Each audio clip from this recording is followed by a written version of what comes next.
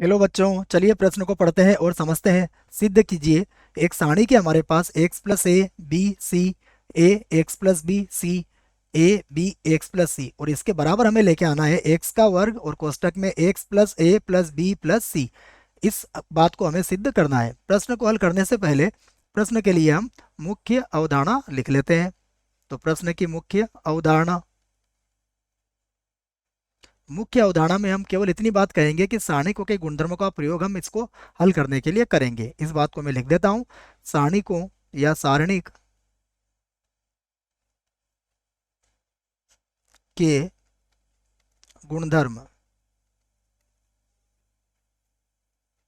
देखो, सारणिक के गुणधर्म का प्रयोग हम यहाँ पर करेंगे। जैसे जैसे कुछ गुणधर्म मैं आपको लिख देता हूँ। जैसे हम यहाँ पर जो प्रयोग में गुणधर्म लेके आएंगे उसमें होगा, जैसे R1 की जगह पर हम लिखेंगे R1 plus R2 plus R3।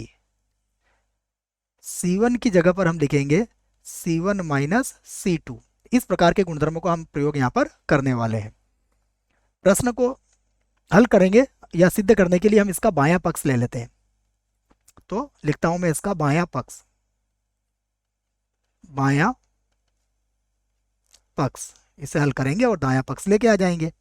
तो बायां पक्ष हमारे पास है एक्स प्लस ए, उसके बाद बी और सी, उसके बाद ए एक्स प्लस बी और सी, उसके बाद है ए बी और एक्स प्लस सी।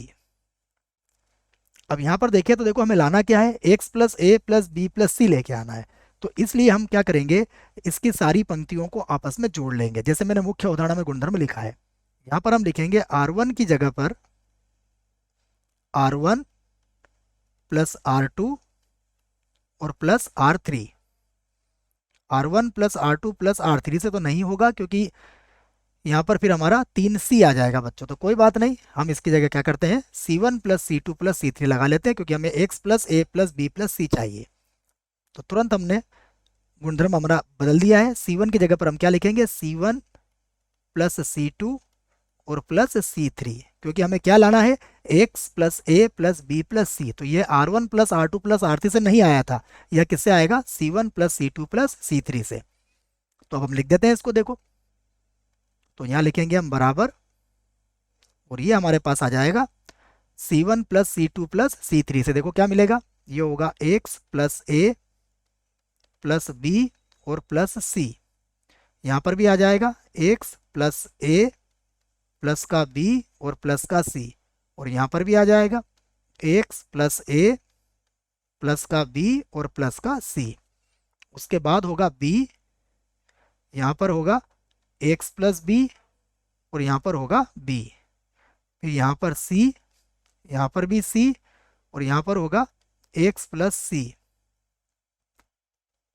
अब देखिए, हम पहले कॉलम में से एक्स प्लस ए प्लस बी प्लस सी को बाहर ले सकते हैं। तो इसी बात को मैं यहाँ पर लिख देता हूँ कि C1 से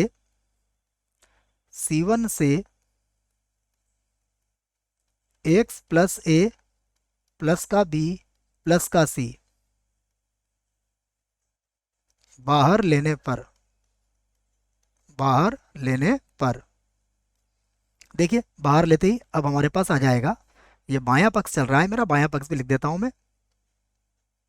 बायां पक्ष बराबर ये होगा एक्स प्लस ए प्लस का बी और प्लस का सी। अब यहाँ बचेगा एक, यहाँ भी बचेगा एक, और यहाँ भी बचेगा एक। और दूसरे कॉलम में होगा बी एक्स प्लस बी और बी एक्स प्लस बी और बी। और उसके बाद तीसरे स्तंभ में होगा सी सी और एक्स प्लस सी, सी सी और एक्स प्लस सी होगा यहाँ पर। अब यहाँ पर देखिए, हमारे पास C1 में 3 बार एक है, तो हम इसमें इसको 2 जीरो यहाँ पर लेके आ सकते हैं। कैसे लाएंगे वो भी मैं लिख देता हूँ। देखिए, यहाँ पर हम लिखेंगे R1 की जगह पर R1 और माइनस का R2, और R2 की जगह पर हम लिख देंगे R2 माइनस R3। और देखो, उससे हमें जो फायदा होगा वो आपके सामने है। एक्स प्लस ए प्लस का बी और प्लस का सी, ये तो वैसे ही रहेगा।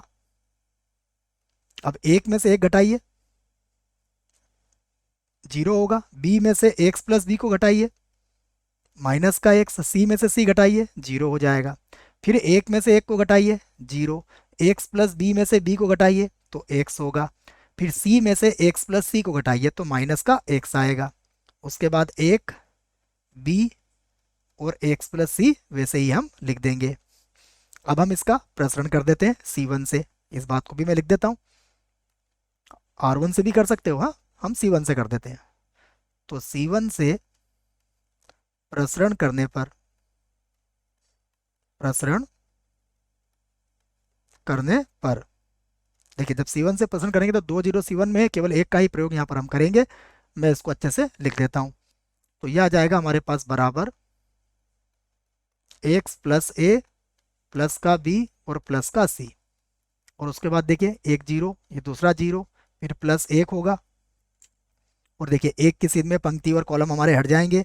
माइनस एक्स का माइनस एक्स से गुणा होगा तो क्या बनेगा, प्लस एक्स का वर्ग। तो ये हो जाएगा प्लस एक्स का वर्ग और माइनस हो जाएगा 0।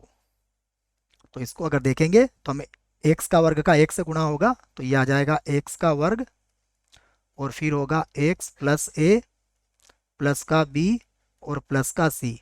और ये क्या है हमारा, ये हमारा दायां पक्ष है, दायां पक्ष। तो बायां पक्ष हमने लिया था, दायां पक्ष हमारा आ चुका है। तो यहाँ पर हम कह सकते हैं कि हमने कथन को सिद्ध कर दिया है, सिद्ध हुआ। आशा करता हूं बच्चों आपको इस प्रश्न का उत्तर समझ में आया होगा। धन्यवाद।